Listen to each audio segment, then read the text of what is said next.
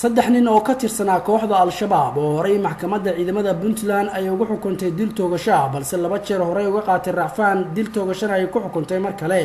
maxkamadda ciidamada puntland ayaa waxaa maanta lagu toogtay goob fagaara ah sida uu wasiirka amniga puntland xasan cismaan alloore oo garowe jooga ugu waramay warfidyeennada.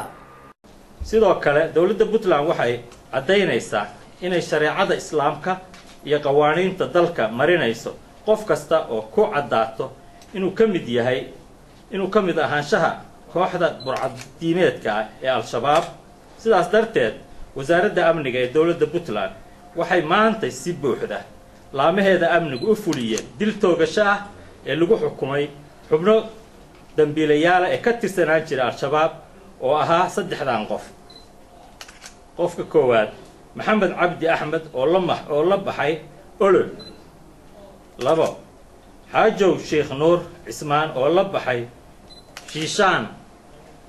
3 ismaaciil cabdulqaadir jaamac oo la baxay rabiile.